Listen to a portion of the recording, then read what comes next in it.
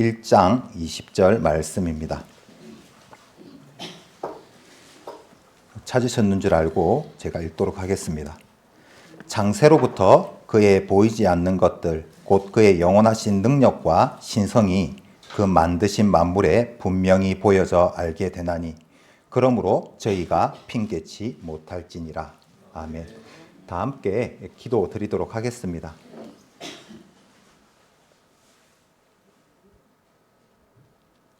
이 세상 천지 만물을 창조하시고 죄악된 인생에게 천국의 소망을 주고 살아가게 하신 하나님의 은혜에 감사와 영광을 돌려드립니다.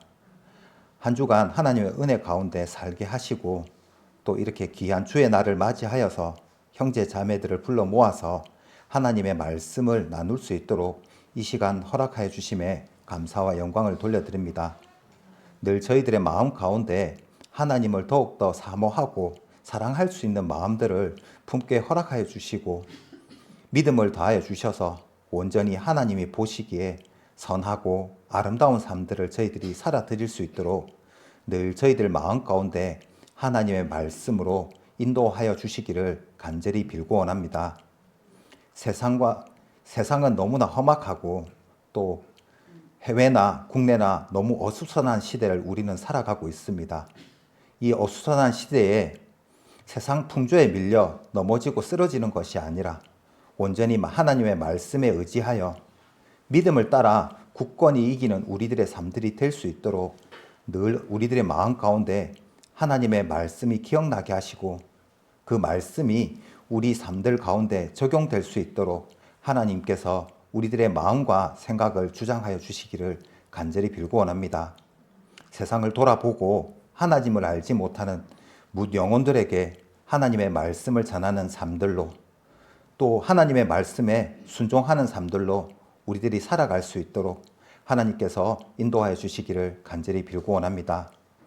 마땅히 오늘 또 이 자리에 함께 해야 되지만 함께 못하는 우리 형제 자매들이 있습니다. 어느 곳에 있든지 하나님께서 이곳을 사모하는 마음들을 허락하여 주셔서 교회에 나와 하나님께 예배드리고 찬송 드릴 수 있는 하나님의 백성의 모습으로 살아갈 수 있도록 축복하여 주시기를 원합니다. 부족한 자를 오늘 또 하나님의 말씀을 대언하기 위해 하셔서 이 자리에 세우셨습니다. 사람의 말이나 지혜가 전달되는 것이 아니라 온전히 하나님의 말씀이 전달되고 귀한 영의 양식을 공급받는 귀한 시간들로 인도하여 주시기를 간절히 빌고 원하면서 언제나 저희를 사랑하시는 고마우신 예수님 이름으로 기도드렸습니다. 아멘. 신앙생활 속에서 우리가 자주 부르는 이름이 있습니다. 기도할 때, 찬양할 때, 예배 드릴 때, 그리고 인생의 위기 앞에 절박하게 외칠 때 우리가 부르는 그 이름은 바로 하나님입니다. 오늘은 기독교 기본 진리라는 주제를 가지고 하나님의 말씀을 나누는 세 번째 시간으로 하나님에 대해 더 깊이 이해하는 시간들을 가져보려고 합니다. 그런데 혹시 이런 질문을 해보신 적이 있으신가요? 그 하나님 과연 어떤 분이신가요? 이 질문은 신학교 강의실에서만 다루어지는 추상적인 주제가 아닙니다. 오히려 모든 그리스도인이 신앙의 여정 속에서 반드시 붙들어야 할 본질적이고 실질적인 질문입니다. 왜냐하면 우리가 믿는 하나님이 어떤 분이신지 제대로 알지 못한다면 그 믿음은 쉽게 흔들릴 수 있고 그 예배는 형식적으로 끝날 수도 있고 그 기도는 단순한 외침만으로 남을 수 있기 때문입니다. 오늘 조금 전에 살펴보았던 본문 말씀 로마서 1장 20절은 이렇게 선포하고 있습니다. 창세로부터 하나님의 보이지 않는 속성, 곧 그분의 영원하신 능력과 신성이 그가 만드신 만물에 분명히 보여졌으므로 사람들은 하나님이 없다고 핑계할 수 없다. 이 말씀은 하나님이 숨어 계신 분이 아니라 자신을 드러내시는 분임을 선언하고 있는 것입니다. 세상을 창조하시고 지금도 살아서 역사하시는 하나님이십니다. 오늘 우리는 함께 이 질문에 대한 답을 찾아가 보려고 합니다. 하나님은 어떤 분이신가요? 실제하시는 하나님에 대해 설명 좀 드리도록 하겠습니다. 많은 사람들이 이렇게 질문을 합니다. 정말 하나님이 존재하시는 걸까요?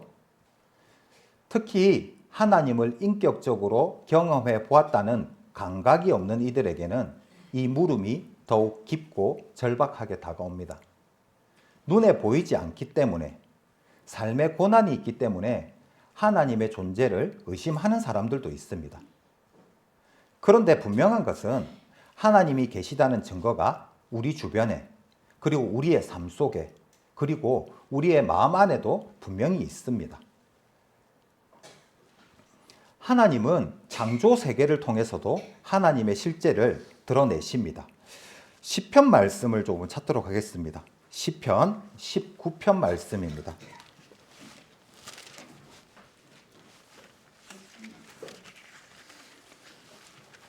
시편 19편 1절 2절 말씀입니다.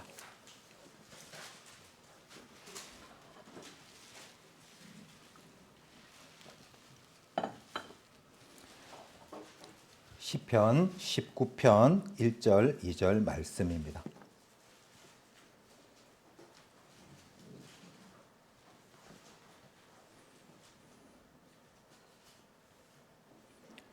하늘이 하나님의 영광을 선포하고 궁창이 그 손으로 하신 일을 나타내는도다. 날은 날에게 말하고 밤은 밤에게 지식을 전하나니. 아멘. 하늘과 별, 해와 바다, 온갖 자연 만물들은 입이 없지만 그 자체로 하나님의 존재와 영광을 소리 없이 증언하고 있습니다. 천문학자들은 밤하늘에 우리가 보는 별빛이 수천 년 전의 빛이라고 말을 합니다. 그만큼 먼 거리에서도 자기의 자리를 지키고 움직이고 있습니다. 해는 오차 없이 떠오르고 지고, 계절은 반복되며 식물은 자라고 열매를 맺습니다. 이처럼 정밀하고 질서 있는 세계를 보면 모든 것이 우연히 생겨난 것이라고 주장하는 것이 오히려 비논리적으로 느껴집니다. 하나님은 인간의 역사 속에 개입하셔서 자신의 실제를 나타내십니다. 하나님은 단순히 세상을 창조해 놓고 더 이상 관여하지 않으시는 분이 아닙니다. 하나님은 역사의 주인이시고 지금도 세상을 다스리고 계십니다. 신약 성경 사도행전 말씀을 찾도록 하겠습니다. 사도행전 17장 말씀입니다.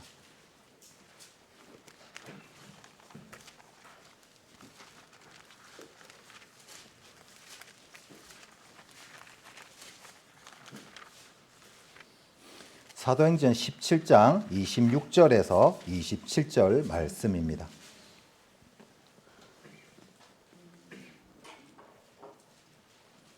사도행전 17장 26절에서 27절 말씀입니다. 인류의 모든 족속을 한 혈통으로 만드사 온 땅에 거하게 하시고 저희의 연대를 정하시며 거주의 경계를 하나셨으니 이는 사람으로 하나님을 혹 더듬어 찾아 발견케 하려 하심이로되 그는 우리 각 사람에게서 멀리 떠나 계시지 아니하도다. 지금 이 시대에, 이 나라에, 이 도시에, 그리고 오늘 이 예배 자리에 우리가 있는 것은 우연이 아닙니다. 하나님이 목적을 가지고 우리를 이 자리에 있게 하셨습니다. 우리의 삶 전체가 하나님의 섭리 안에 있는 것입니다. 하나님은 우리의 삶 속에도 역사하십니다. 열왕기상 18장에는 엘리야 선지자가 갈멜산에서 바알 선지자 450명과 대결하는 이야기가 나옵니다. 하나님은 하늘에서 불을 내려서 응답하셨고 그 불을 통해 사람들은 살아계신 하나님을 보았습니다. 그 불은 단순히 제단만 태워버린 것이 아니라 사람들 마음속에 깊은 불신과 교만까지도 태워버렸습니다. 그 불은 하나님의 실제를 보여준 증거였습니다.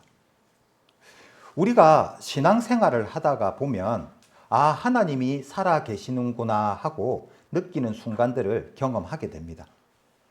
절망 중에 주시는 위로의 말씀, 위기 속에서 밀려오는 평안, 인간의 힘으로는 설명되지 않는 기적 같은 이끌림, 그 모든 순간은 하나님이 지금도 살아 계시고 일하신다는 증거입니다. 하나님은 영으로 존재하십니다. 앞으로 조금 넘겨서 요한복음 4장 24절 말씀을 찾도록 하겠습니다. 요한복음 4장 24절 말씀입니다.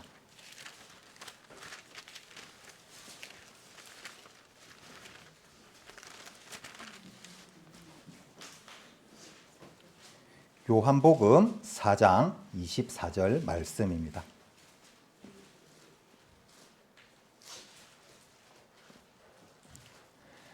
하나님은 영이시니 예배하는 자가 신령과 진정으로 예배할지니라. 아멘. 하나님은 물질처럼 보이거나 만질 수 있는 존재가 아니십니다. 그래서 우리가 하나님을 육안으로는 볼 수는 없지만 하나님은 영으로 역사하시고 성령님을 통해서 우리 안에 임하십니다. 이 시대는 보아야 믿겠다는 문화가 너무나 익숙해져 있습니다. 하지만 믿음은 보이지 않아도 믿는 것이며 하나님은 우리의 감정으로 느끼는 대상이 아니라 경외하고 믿음으로 받아들여야 할 창조주 하나님이십니다. 다음으로는 계시하는 하나님에 대해 말씀을 드리도록 하겠습니다. 조금 전에 우리는 하나님이 실제 하시는 분이라는 사실을 확인했습니다. 그렇다면 자연스레 이런 질문이 떠오르게 됩니다. 그 하나님을 우리는 어떻게 알 수 있을까요?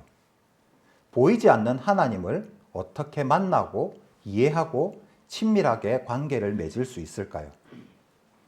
이 질문에 대한 답이 바로 계시입니다. 계시란 말은 드러낸다 또는 보여준다라는 뜻입니다. 하나님은 자신을 알리시기 원하시는 분입니다. 하나님은 인간의 이해 너머에 숨어 계시는 분이 아닙니다. 오히려 하나님은 먼저 우리에게 다가오시고 자신이 누구이신지를 말씀하시고 역사 속에서 친히 드러내시는 분입니다. 하나님은 자연 세계를 통해서 자신을 드러내십니다. 우리는 앞서 창조 세계를 통해 하나님의 존재를 알 수 있다고 배웠습니다. 그것이 바로 일반 계시입니다. 하나님은 온 세상을 통해서 내가 여기 있다 이렇게 말씀하고 계십니다. 앞에 살펴보았던 오늘 본문 말씀 로마서 1장 20절에 창세로부터 그의 보이지 않는 것들 곧 그의 영원하신 능력과 신성이 그 만드신 만물에 분명히 보여져 알게 되나니 그러므로 저희가 핑계치 못할지니라. 하나님은 하늘과 땅, 해와 달, 계절의 순환을 통해서 그분의 능력과 신실하심을 보여주십니다.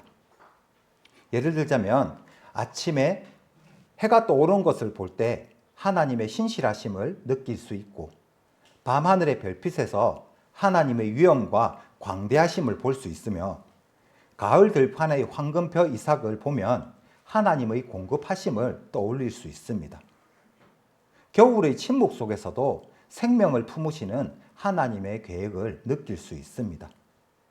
이렇게 자연은 소리 없이 말하는 하나님의 성경이라고도 우리는 말할 수 있습니다. 그 안에는 창조주의 섬세한 손길과 무한한 사랑이 선명하게 새겨져 있습니다. 그래서 어떤 사람들은 이렇게 말합니다. 창조는 하나님의 서명 없는 자서전이다. 정말 그렇습니다. 하나님의 손길은 이 세상 모든 피조물 안에 선명하게 드러나 있습니다. 하나님은 말씀을 통해서도 자신을 보여주십니다. 하나님은 자연만으로는 자신의 뜻과 구원의 계획을 완전하게 알리실 수 없습니다. 그래서 하나님은 말씀을 통해서 더 구체적이고 인격적으로 자신을 보여주셨습니다. 이것을 우리는 특별 계시라고 부릅니다. 베드로후서 1장 말씀을 찾도록 하겠습니다. 베드로후서 1장 20절에서 21절 말씀입니다. 베드로후서 1장 20절, 21절 말씀입니다.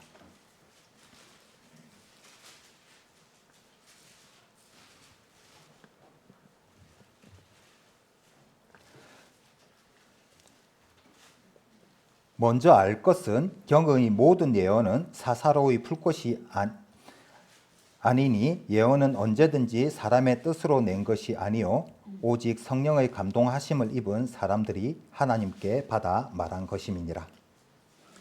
하나님의 말씀인 성경은 사람들이 만든 종교 문서가 아닙니다. 이 말씀은 하나님의 뜻과 성품, 구원의 계획, 인류를 향한 마음을 담고 있는 하나님의 계시된 진리입니다. 우리가 성경을 읽을 때 단순히 교훈을 넘어서 하나님 자신을 만나야 합니다. 성경은 단순한 교훈집이 아니라 하나님의 마음이 담긴 살아있는 편지입니다. 그 안에는 하나님의 성품과 뜻, 구원의 계획이 또렷하게 기록이 되어 있습니다.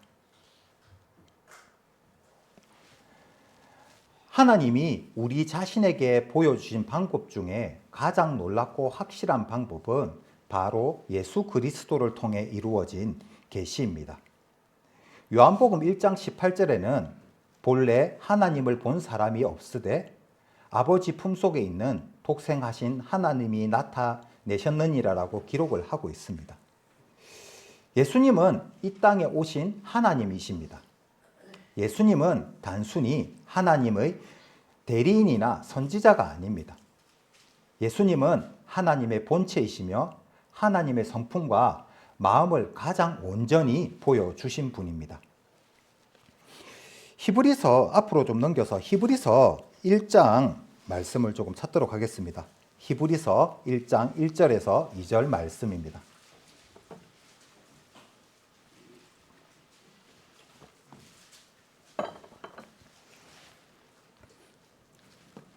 히브리서 1장 1절에서 2절 말씀입니다. 옛적에 선지자들로 여러 부분과 여러 모양으로 우리 조상에게 말씀하신 하나님이 이 모든 날 마지막에 아들로 우리에게 말씀하셨으니 이 아들을 만유의 후사로 세우시고 또 저로 말미암아 모든 세계를 지으셨느니라. 아멘. 예수님을 보면 하나님이 보입니다. 예수님의 삶과 말씀 속에서 우리는 하나님의 사랑과 공의, 긍휼과 거룩함이 어우러진 모습을 보게 됩니다. 특히 십자가는 하나님의 정의와 사랑이 동시에 만난 자리입니다. 그래서 십자가 앞에서는 그 누구도 하나님은 나에게 무관심하셔 이렇게 말할 수는 없습니다. 하나님은 예수님을 통해서 우리를 얼마나 사랑하고 계시는지를 몸소 보여주셨습니다. 여러분은 하나님을 어떻게 알고 계십니까? 하나님의 말씀을 읽을 때 그분의 음성을 듣고 계십니까? 예수님을 통해 보여주신 하나님을 인격적으로 만나고 계십니까? 하나님은 지금도 자신을 우리에게 알리시기를 원하십니다. 하나님은 우리가 도저히 이해할 수 없는 먼 존재가 아니라 우리와 친밀하게 관계하시기를 원하시는 분입니다. 그 하나님을 자연 속에서 느끼십시오. 말씀 속에서 들으십시오. 예수님 안에서 만나십시오. 오늘도 우리 가운데 말씀하시는 그 하나님의 음성에 마음을 열고 믿음으로 반응하시는 여러분이 되시기를 소망합니다. 다음으로 관계하는 하나님에 대해 말씀을 좀 드리도록 하겠습니다. 우리는 때때로 이런 생각을 할 때가 있습니다. 하나님은 너무 멀리 계시는 분이야. 너무 거룩하고 크신 분이라 내가 가까이 할 수 없을 것 같아. 하나님은 우주를 다스리시기는 분이긴 하지만 내 인생에는 별로 관심이 없으신 것 같아. 그런데 성경 속에 나타난 하나님은 전혀 다른 하나님을 말씀하고 있습니다. 성경이 보여주는 하나님은 관계의 하나님이십니다. 하나님은 너무 멀리 떨어져 무관심하게 바라보고 계신 분이 아니라 우리를 창조하시고 돌아보시고 지금도 우리 삶 가운데 깊이 개입하시는 분이십니다. 하나님은 침묵하시는 분이 아니십니다.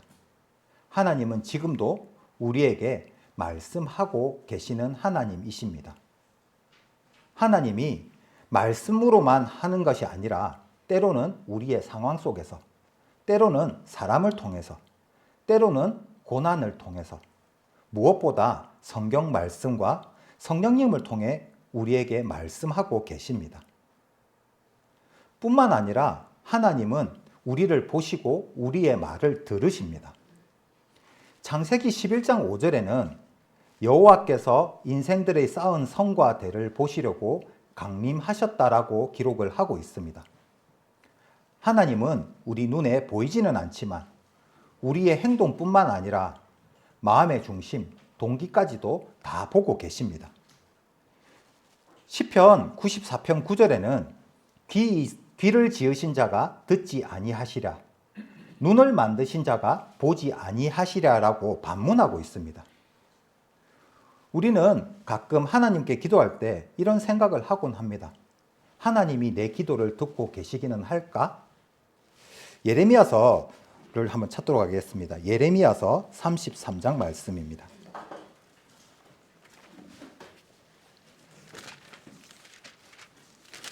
예레미야서 33장 3절 말씀입니다.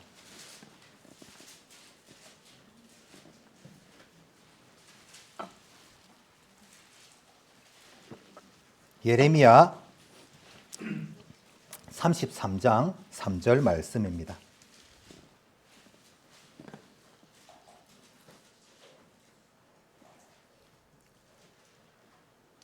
너는 내게 부르짖으라.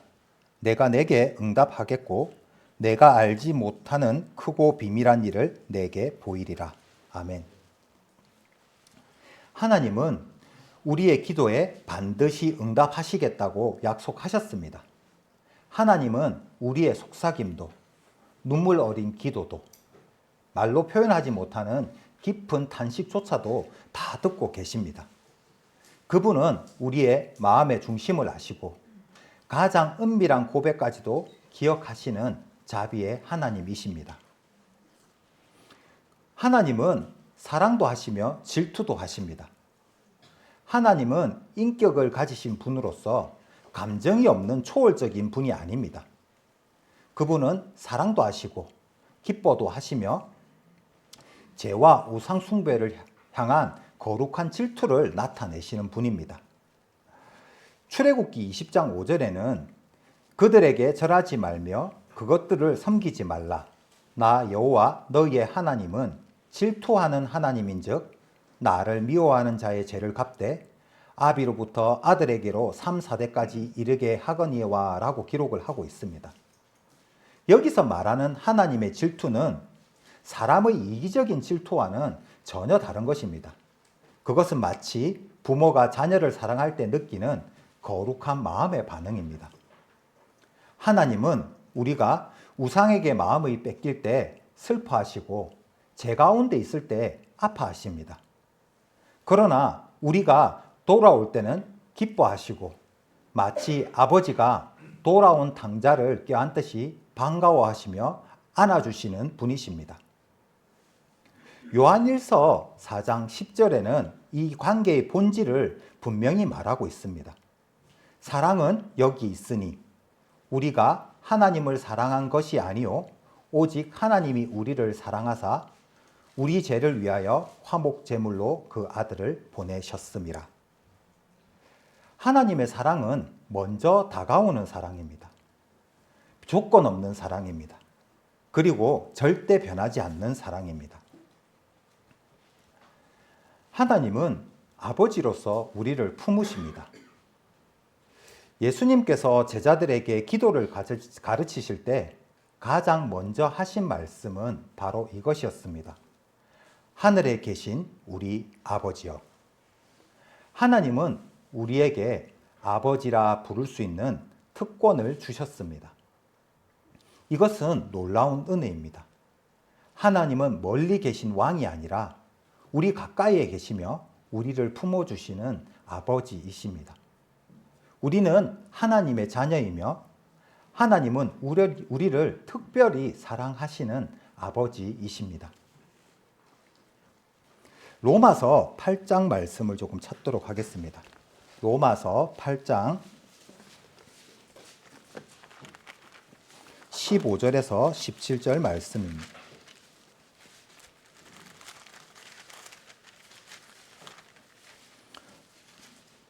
로마서 8장 15절에서 17절까지 말씀입니다.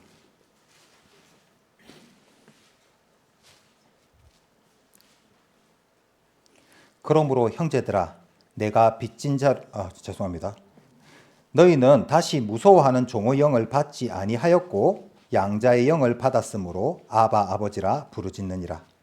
성령이 친히 우리 영으로 더불어 우리가 하나님의 자녀인 것을 증거하시나니 자녀이면 또한 후사 곧 하나님의 후사요 그리스도와 함께한 후사니 우리가 그와 함께 영광을 받기 위하여 고난도 함께 받아야 될 것이니라. 아멘. 하나님은 우리가 잘 때만 사랑하시는 분일까요? 절대 그렇지 않습니다. 우리가 실수할 때, 약할 때, 넘어질 때도 여전히 우리를 자녀로 사랑하시고 받아주시는 아버지이십니다. 하나님은 단지 높은 곳에만 계시는 분이 아닙니다. 지금 이 순간 성령님을 통해 우리의 마음 안에 거하시고 함께 하고 계십니다. 우리가 아파할 때 함께 아파하시고 우리가 기뻐할 때 함께 기뻐하십니다. 오늘도 하나님은 우리 마음에 조용히 이렇게 말씀하고 계십니다. 내가 너를 사랑한다. 너는 내 자녀다. 나는 너의 아버지고 너는 나의 자녀다. 이렇게 말씀하고 계십니다. 이 사랑의 음성에 귀를 기울이고 그 부르심에 믿음으로 응답하시기 바랍니다. 그리고 그 사랑 안에서 하나님과 더욱 깊은 관계로 나아가는 여러분이 되시기를 주님의 이름으로 축복합니다. 다음으로 도덕적으로 완전하신 하나님에 대해 설명을 드리도록 하겠습니다. 우리는 누군가를 신뢰할 수 있을지 없을지 판단할 때 가장 중요한 기준으로 그 사람의 성품을 바라봅니다. 말을 잘한다고 해서 믿을 수 있는 것도 아니고 능력이 많다고 해도 그 사람의 마음이 바르지 않으면 가까이 하기가 망설이게 됩니다. 그렇다면 하나님은 어떠실까요? 하나님은 전능하시고 지혜로우시며 온 우주를 통치하시는 위대한 분이십니다. 그러나 그보다 더 본질적인 진리가 있습니다. 그것은 하나님은 도덕적으로 완전한 분이시라는 것입니다. 거룩과 진실, 선함과 정의가 그분의 본성이고 이 성품 때문에 우리는 그분을 온전히 신뢰할 수 있는 것입니다. 하나님은 거룩하십니다. 구약의 레위기서 말씀을 찾도록 하겠습니다. 레위기 11장 44절에서 45절 말씀입니다.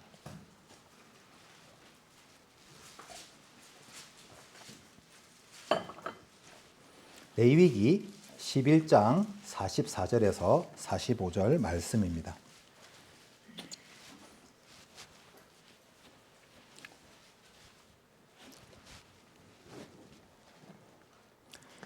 나는 여호와 너희의 하나님이라. 내가 거룩하니 너희도 몸을 구별하여 거룩하게 하고 땅에 기는 바 기어 다니는 것으로 인하여 스스로 더럽히지 말라. 나는 너희 하나님이 되려고 너희를 애굽 땅에서 인도하여 낸 여호와라.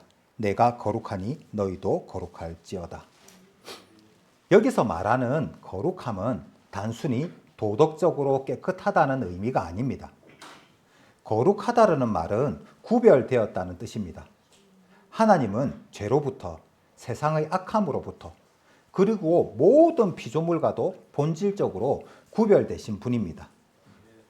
하나님은 단순히 도덕적으로만 깨끗한 분이 아니라 본질적으로 죄와 구별되신 분입니다. 이 거룩함은 단지 죄를 멀리한다는 소극적인 개념을 넘어서 사람을 새롭게 변화시키는 능동적인 속성입니다. 우리가 하나님을 예배할 때 그 예배는 단순히 종교적인 의식이나 습관이 되어서는 안 됩니다.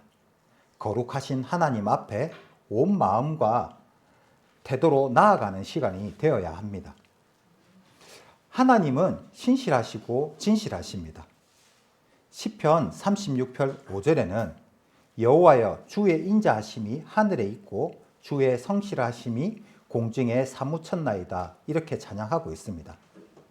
하나님은 거짓이 없으시며 한 번 하신 말씀은 반드시 지키시는 신실한 분이십니다. 사람들은 말을 자주 바꾸고 약속을 어기지만 하나님은 변함없으시며 언제나 진실하십니다. 말라기서 3장 6절에는 나 여호와는 변혁치 아니하나니 그러므로 야곱의 자손들아 너희가 소멸되지 아니하느니라라고 기록을 하고 있습니다. 하나님이 변하시지 않기 때문에 우리는 소망을 가질 수 있는 것입니다. 우리의 믿음이 흔들릴 때, 우리의 삶이 넘어질 때도 하나님의 진실함과 진실하심은 우리의 반석이 되는 것입니다. 하나님은 선하십니다. 시편 34편 8절에는 너희는 여호와의 선하심을 맛보아 알지어다. 그에게 피하는 자는 복이 있도다, 이렇게 선포하고 있습니다. 하나님의 선하심은 그분의 본성입니다. 하나님은 단지 선한 행동을 하시는 것이 아니라 선 그 자체이십니다. 그러므로 하나님이 하시는 모든 일, 비록 지금은 우리가 이해할 수 없더라 하더라도 하나님은 결국 선으로 완성을 하십니다. 고난조차도 하나님 손에 들리면 구원의 도구가 되고 상처는 누군가의 치유의 통로가 되기도 합니다. 어떤 그리스도인이 암 진단을 받고 하나님께 이렇게 외쳤다고 합니다. 하나님 왜 하필 저입니까? 그는 고통 속에서도 병원에서 만난 또 다른 환자들에게 복음을 전할 기회를 얻었습니다. 그는 할 수만 있다면 다른 환자들에게 복음을 전했고 복음을 전해들은 환자들이 예수님을 믿게 되자 그는 눈물을 흘리며 하나님께 이렇게 고백을 했습니다. 하나님, 이 모든 상황 속에서도 당신은 선하셨습니다. 하나님이 하시는 모든 것이 다 선하십니다. 하나님은 긍휼히 여기시며 오래 참으십니다. 출애굽기 34장 6절에 여호와라 여호와라 자비롭고 은혜롭고 노하기를 더디하고 인자와 진실이 많은 하나님이라, 이렇게 하나님께서 자기 스스로를 이렇게 소개하셨습니다. 하나님은 쉽게 화를 내시는 분이 아닙니다. 하나님은 죄를 보고도 오래 참으시고 우리의 연약함을 보시고 긍휼히 여기시는 하나님이십니다. 하나님은 우리가 진심으로 회개할 때 결코 거절하지 않으십니다. 죄에 대해서는 분명히 심판하는 하나님이시지만 진심으로 돌아오는 자에게는 언제나 따뜻하게 품어주시는 아버지이십니다. 하나님은 정의로우시며 죄에 대해서는 반드시 진노하시고 심판하십니다. 하나님은 사랑이 많으신 분이지만 동시에 공의로우신 분이기도 합니다. 하나님은 죄를 보고도 눈 감아 주시는 분이 아니라 공의에 따라 반드시 심판하시는 분입니다. 사도 바울은 데살로니가 전서 2장 16절에서 이렇게 말합니다. 저희가 금하여 자기 죄를 항상 채우매 노하심이 끝까지 그들에게 임하였느니라. 때때로 우리는 하나님의 심판이 더디게 느껴지기에 심판이 없을 거라고 착각하게 될 수도 있습니다. 베드로후서 3장을 한번 찾도록 하겠습니다.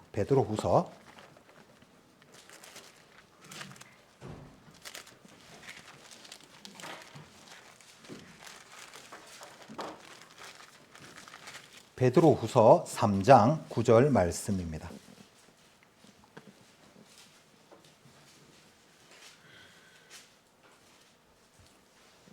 베드로후서 3장 9절 말씀입니다.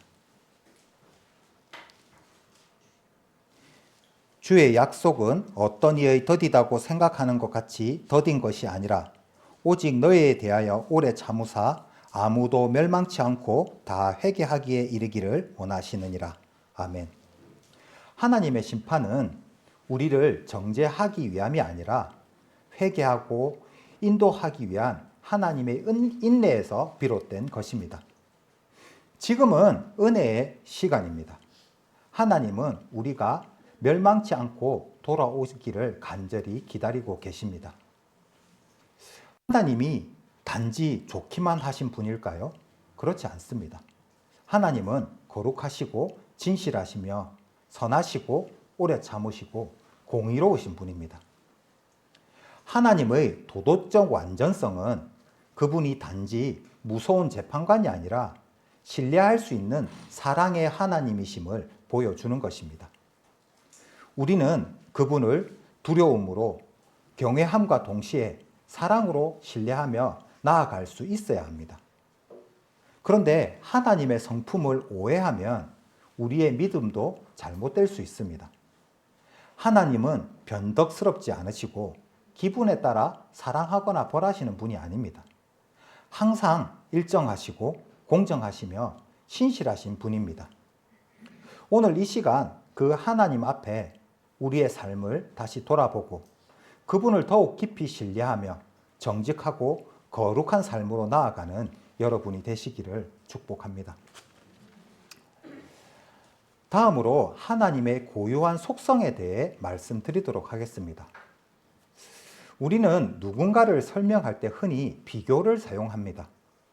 그 사람은 봄햇살처럼 따뜻한 것 같아 라든지 솔로몬보다 더 지혜롭다 이렇게 말하고는 합니다. 그런데 하나님은 사실 그렇게 비교할 수 있는 분이 아닙니다. 왜냐하면 하나님은 그 어떤 피조물과도 본질적으로 다른 존재이시기 때문입니다. 하나님은 스스로 계시고 영원하시고 무한하시며 절대적이신 분입니다. 이런 하나님의 고유한 성품에 대해 조금 살펴보려고 합니다. 하나님의 자존성, 이것은 스스로 계시는 하나님이라는 표현인데요. 하나님은 누구에 의해 만들어지거나 의존하시는 분이 아닙니다. 스스로 계시고 스스로 충만하시고 스스로 만족하시는 하나님이십니다. 이것을 자존하신다라고 표현을 합니다. 출애굽기 말씀을 좀 찾도록 하겠습니다. 출애굽기 3장 말씀입니다.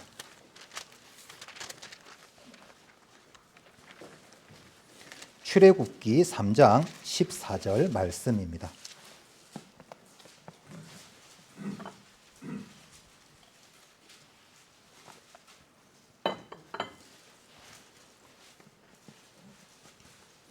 출애굽기 3장 14절 말씀입니다. 하나님이 모세에게 이르시되 나는 스스로 있는 자니라. 또 이르시되 너는 이스라엘 자손에게 이같이 이르기를 스스로 있는 자가 나를 너희에게 보내셨다 하라. 아멘. 하나님은 모세에게 이렇게 자신을 소개하셨습니다. 이 말씀은 매우 중요합니다. 하나님은 처음부터 계셨고 그 존재 자체가 독립적이시며 자족하시는 분이십니다. 세상에 있는 모든 것들은 누군가의 도움이나 공급이 필요합니다. 하지만 하나님은 그렇지 않습니다. 하나님은 스스로 충만하시고 그 자체로 완전한 분이십니다. 하나님의 유일성과 절대성. 신명기 4장 39절에는 이렇게 말을 하고 있습니다. 그런즉 너는 오늘날 상천하지에 오직 여호와는 하나님이시요 다른 신이 없는 줄을 알아 명심하고. 이사야서 45장 5절에는 이렇게 말씀합니다. 나는 여호와라. 나 외에 다른 이가 없나니 나밖에 신이 없느니라. 너는 나를 알지 못하였을지라도 나는 내 띠를 동일 것이요. 세상에는 많은 종교와 신념 체계가 있습니다. 하지만 성경은 분명하게 선포하고 있습니다. 하나님은 한 분이시다. 오직 여호와만이 참 하나님이시며 그 외에 신이라고 불릴 수 있는 존재가 없습니다. 다신론, 여러 신이 있다고 믿는 것, 범신론, 세상의 모든 것이 신이라고 믿는 것, 무신론, 존재 자체를 부정하는 생각, 이 모든 것들은 하나님의 유일하심과 절대성을 훼손한 오류입니다. 우리가 믿는 하나님은 유일하시며 모든 것 위에 계신 절대자이십니다. 하나님의 불변성에 대해 말씀드리겠습니다. 이사야서 44장 말씀을 찾도록 하겠습니다. 이사야 44장 6절 말씀입니다.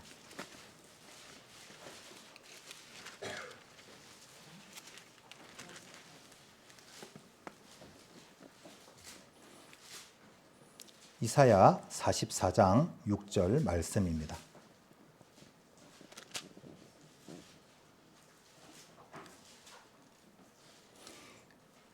이스라엘의 왕인 여호와, 이스라엘의 구속자인 만군의 여호와가 말하노라. 나는 처음이요 나는 마지막이라. 나 외에 다른 신이 없느니라.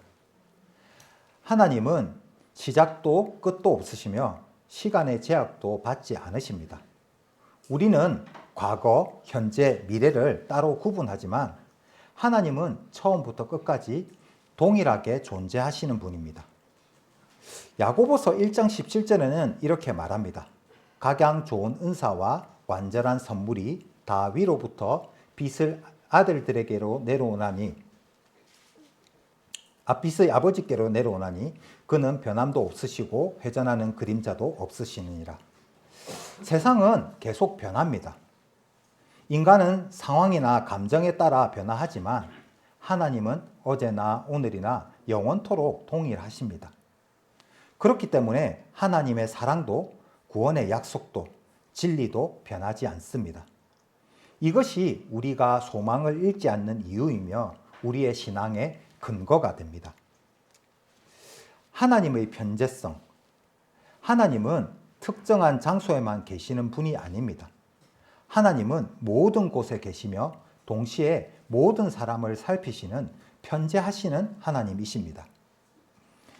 시편 139편을 말씀을 찾도록 하겠습니다.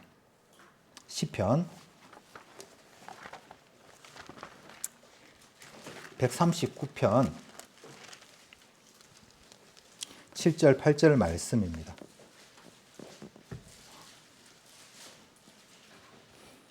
시편 139편 7절 8절 말씀입니다.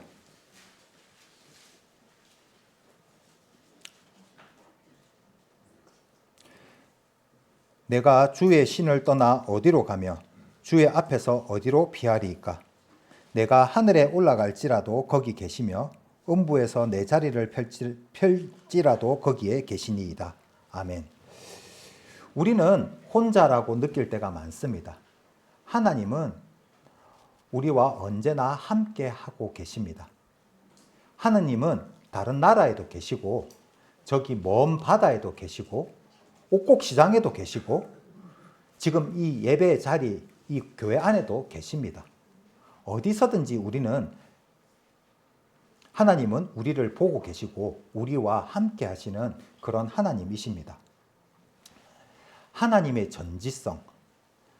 하나님은 모든 것을 알고 계십니다. 우리가 말하기도 전에 우리의 생각을 아시고 우리의 겉모습뿐만 아니라 우리 마음속 동기와 감정까지도 다 알고 계십니다. 이사야서 40장 13절 14절에는 이렇게 반문하고 있습니다. 누가 여호와의 영을 지도하였으며 그의 모사가 되어 그를 가르쳤느냐? 누가 그에게 지식을 가르쳤느냐? 방금 시편 139편을 찾았으니까 1절하고 4절 말씀도 함께 보도록 하겠습니다. 여호와여 주께서 나를 감찰하시고 아셨나이다. 4절 말씀입니다. 여호와여 내 혀의 말을 알지 못하시는 것이 하나도 없으시니이다. 때때로 우리는 우리 스스로도 내 자신의 마음을 모를 때가 있습니다. 하지만 하나님은 우리의 중심을 정확하게 알고 계십니다. 우리가 아직 기도하지 않았더라도 우리가 필요한 것을 먼저 알고 계시는 분입니다. 그분 앞에서는 감출 것이 아무것도 없습니다. 그러므로 우리는 하나님 앞에 진실하게 있는 모습 그대로 나아가야 하는 것입니다. 하나님의 전능성. 신약 마태복음 말씀을 조금 찾도록 하겠습니다. 마태복음 19장 26절 말씀입니다. 마태복음 19장 26절 말씀입니다.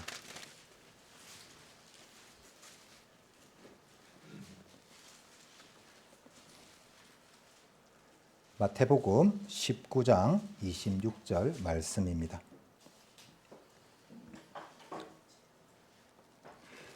예수께서 저희를 보시며 가라사대 사람으로는 할 수 없으되 하나님으로서는 다 할 수 있느니라. 아멘. 하나님은 불가능이 없으신 분입니다. 죽은 자도 살리시고 없는 것도 있는 것처럼 부르시는 분입니다. 사람의 한계를 초월하시는 무한한 능력을 가지신 하나님이십니다. 우리는 부족하고 약하지만 하나님은 모든 것을 능히 이루실 수 있는 전능하신 분입니다. 이처럼 하나님은 우리와는 전혀 다른 완전히 독특하고 고유하신 분입니다. 스스로 계시는 하나님, 오직 한 분이신 하나님, 변하지 않으시는 하나님, 어디에나 계시는 하나님, 모든 것을 아시는 하나님, 모든 것을 하실 수 있는 하나님. 그 하나님께서 나를 아시고 사랑하시며 지금도 나와 함께 한다는 이 사실이야말로 복음의 본질이고 우리가 누리는 최고의 은혜입니다. 지금까지 우리는 하나님이 스스로 존재하시고 영원하시며 어디에나 계시고 모든 것을 할 수 있는 분이라는 것을 함께 살펴보았습니다. 이제 우리는 하나님의 존재 방식, 즉 하나님이 어떻게 계신 분인가에 대한 가장 중요한 교리 중에 하나인 삼위일체에 대해 살펴보려고 합니다. 이 삼위일체라는 것은 그저 어려운 신학 용어나 복잡한 교리가 아닙니다. 이것은 하나님이 스스로 존재하는 방식이며 복음의 핵심이자 구원과 신앙 전체를 지탱하는 진리입니다. 삼위일체라는 것은 하나님은 본질적으로 한 분이시지만 동시에 세 위격, 성부, 성자, 성령으로 존재하신다라는 진리입니다. 이것을 좀 더 쉽게 설명하면 다음과 같습니다. 하나님은 한 분이십니다. 그러나 그 한 분 하나님은 성부, 성자, 성령 이렇게 세 분으로 존재한다는 것입니다. 이 세 위격은 각각의 독립적인 인격을 가지시되 본질에 있어서는 완전히 하나이십니다. 즉 하나님은 세 분이 아니라 한 분 하나님 안에 세 인격이 구별되면서도 일치를 이루고 계시는 것을 말합니다. 그런데 혹 이 삼위일체에 대해서 이렇게 질문을 하실 수도 있습니다. 그럼 하나님이 세 분이라는 말인가요? 한 분인데 역할만 다르다는 건가요? 삼위일체는 역할의 구분이 아니라 인격의 구별입니다. 성부, 성자, 성령은 단순히 하나님의 세 가지 모습이 아니라 영원 전부터 서로 교제하시는 살아있는 세 개의 인격체이십니다. 삼위일체는 하나님이 세 분이 아니라 하나님이 한 분이시지만 세 인격으로 존재하신다라는 의미입니다. 이것은 우리가 지식적으로는 완전히 이해할 수 없는, 그러나 성경이 분명히 가르치는 신비한 존재 방식입니다. 그렇다면 삼위일체는 성경에서 어떻게 드러나 있을까요? 하나님은 한 분이시다. 신명기 6장 4절에는 이스라엘아 들으라. 우리 하나님 여호와는 오직 유일한 여호와시니라고 성경은 분명하게 선포하고 있습니다. 에베소서 4장 6절에는 하나님도 한 분이시니 곧 만유의 아버지시라 이렇게 기록을 하고 있습니다. 우리가 믿는 기독교는 다신론이 아닙니다. 하나님은 분명히 한 분이십니다. 그러나 성부, 성자, 성령은 모두 또 하나님이십니다. 성부 하나님에 관한 말씀은 로마서 1장 7절에 하나님 우리 아버지와 주 예수 그리스도라고 기록을 하고 있습니다. 성자 하나님 예수님에 대한 관한 말씀은 요한복음 1장 1절에 태초에 말씀이 계시니라. 이 말씀이 하나님과 함께 계셨고 이 말씀은 곧 하나님이시라 라고 기록을 하고 있습니다. 성령 하나님에 관한 말씀은 사도행전 5장 3절 4절에서 아나니아야 어찌하여 내가 성령을 속였느냐 너는 사람에게 거짓말한 것이 아니라 하나님께 한 것이다 이렇게 기록을 하고 있습니다. 이처럼 성경은 성부, 성자, 성령 모두가 하나님이심을 분명하게 증거하고 있습니다. 이 세 위격은 서로 구별되면서 함께 역사하고 계십니다. 성경은 하나님 안에 세 위격이 서로 구별되면서도 하나이심을 보여주고 있습니다.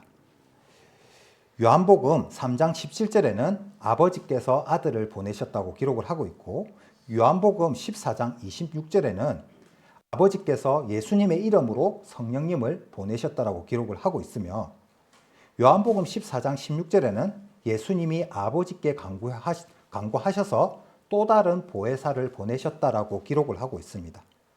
이 모든 구절은 성부, 성자, 성령님께서 서로 구별된 인격이시면서도 서로 협력하여서 하나님의 뜻을 이루신다는 것을 보여주고 있는 것입니다. 삼위일체는 철저히 성경적인 근거를 가진 교리이자 초대교회 이래 변함없이 지켜온 정통신앙의 핵심입니다. 그렇다면 삼위일체가 왜 중요한 것일까요? 삼위일체는 단순히 이해를 하기 위한 개념이 아니라 우리 신앙의 중심을 잡아주는 기준이기 때문에 그렇습니다.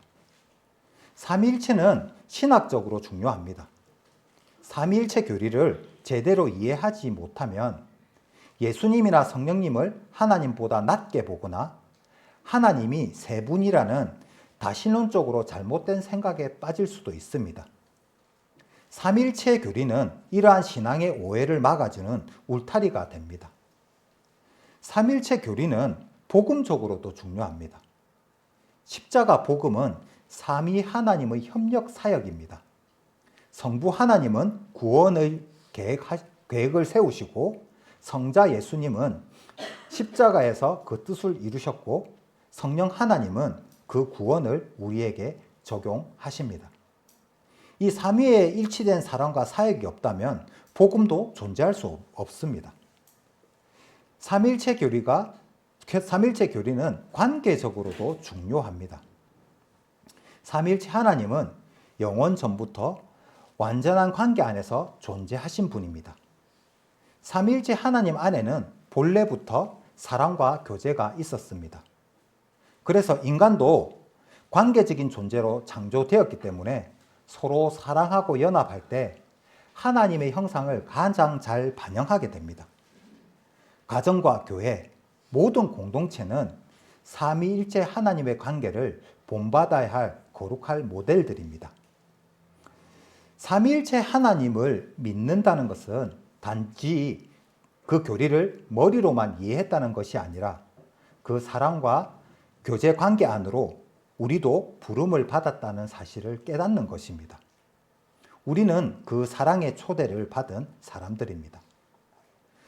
우리는 삼위 하나님의 사랑에 참여하는 존재로 그 사랑을 이웃과 세상 가운데 흘려보내야 할 사명을 받은 사람들입니다. 결론적으로 하나님을 아는 것만큼 우리는 하나님을 사랑할 수 있습니다. 하나님이 나를 아시고 내가 하나님을 알게 되었을 때 그것은 단순히 믿음, 그 신념이 아니라 살아있는 사랑의 관계가 되는 것입니다. 이 말처럼 신앙은 단순히 지식이 아니라 관계입니다. 오늘 우리는 하나님이 어떤 분이신가라는 질문을 가지고 하나님의 말씀을 따라 한 걸음 한 걸음 긴 여정을 걸어왔습니다. 그리고 그 과정 속에서 우리가 분명히 깨달았습니다. 하나님은 단지 교리로 배우는 대상이 아니라 인격적으로 만나야 할 분이시고 삶 속에서 동행하시는 실제의 하나님이라는 사실을 말입니다. 많은 사람들이 하나님이라는 이름은 알고는 있지만 정작 그분과 인격적으로 관계를 맺고 살아가는 사람들은 그렇게 많지 않습니다. 하나님을 안다는 것, 그것은 지식 축적이 아니라 그분과 함께 살아가는 관계적 경험입니다. 요한복음 17장 3절에는 예수님이 이렇게 말씀하셨습니다. 영생은 곧 유일하신 참 하나님과 그가 보내신 자 예수 그리스도를 아는 것이니이다. 이 알은 머리로만 아는 알미 아닙니다. 인격적인 만남과 동행으로 이어지는 살아있는 관계입니다. 우리는 이 시간을 통해서 하나님이 어떤 분이신지를 되새기게 되었습니다. 하나님은 실제하시는 하나님이십니다. 창조 세계, 역사, 우리의 삶 속에서 살아계심을 드러내시는 하나님이심을 우리는 알게 되었습니다. 하나님은 자신을 계시하시는 분입니다. 자연을 통해서, 말씀을 통해서, 예수님을 통해서 우리에게 자신을 보여주셨습니다. 하나님은 관계하시는 하나님이십니다. 우리를 부르시고 말씀하시고 사랑하시며 아버지로 품어주십니다. 하나님은 도덕적으로 완전한 분이십니다. 거룩하시고 신실하시며 선하시고 오래 참으시며 공의로우신 분입니다. 하나님은 고유한 속성을 가지고 계신 분입니다. 자존하시고 유일하시며 영원하시고 무한한 하나님이십니다. 하나님은 삼위일체의 하나님이십니다. 성부, 성자, 성령의 완전한 사랑과 일치 속에 계신 분입니다. 이 모든 것을 통해서 우리는 하나님이 얼마나 크고 놀라우시고 우리와 가까이 계신 분인지를 배웠습니다. 호세아 선지자는 이렇게 단식을 합니다. 내 백성이 지식이 없으므로 망하는도다. 하나님에 대해 바르게 알지 못하면 신앙은 형식에 머무르기 쉽고 삶은 세상과 다를 바 없이 그저 그렇게 흘러가게 됩니다. 하지만 하나님을 바르게 알면 삶의 방향이 바뀌게 됩니다. 기도 내용도 달라지고 예배의 무게도 달라지고 고난의 의미가 새롭게 해석되고 삶의 목적 자체가 바뀌게 됩니다. 하나님을 알수록 우리는 더욱 그분을 닮아가게 됩니다. 여러분은 지금까지 어떤 하나님을 믿고 계셨습니까? 혹시 이렇게 생각하고 계시진 않으셨습니까? 여전히 하나님은 멀리 계셔. 내 기도는 안 들으실 거야. 하나님이 나 같은 사람을까지는 사랑하시지 않을 거야. 그렇지 않습니다. 하나님은 여러분을 지금도 사랑하고 계십니다. 지금도 여러분을 바라보고 계시고 말씀하고 계십니다. 지금도 여러분의 삶 속에 함께 하시고 인도하고 계십니다. 그 하나님을 오늘 다시 한번 깊이 만나시기를 바랍니다.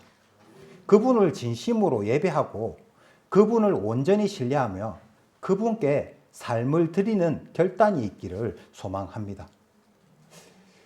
결국 신앙이라는 것은 하나님을 아는 것만큼 그분을 사랑하는 것입니다. 하나님을 정보로만 남아 존재하는 분이 아니라 가슴으로 만나야 할 대상이라는 것을 우리는 알아야 합니다. 요한일서 4장 19절에는 이렇게 말씀합니다.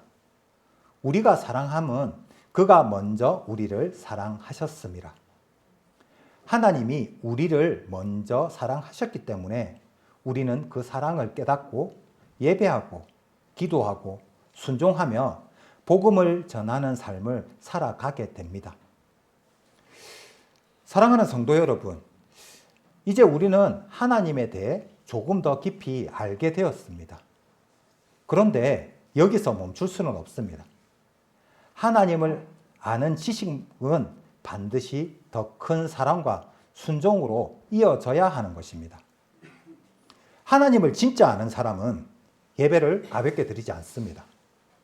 하나님을 진짜 아는 사람은 고난 속에서도 소망을 잃지 않습니다. 하나님을 진짜 아는 사람은 이웃을 품고 복음을 전하지 않을 수 없습니다. 그 하나님을, 그 영광의 하나님을, 그 사랑의 하나님을 오늘도 삶으로 예배하고 사랑으로 순종하며 이 세상에 하나님을 증거하는 믿음의 삶으로 나아가는 여러분이 되시기를 주 예수 그리스도 이름으로 축복합니다.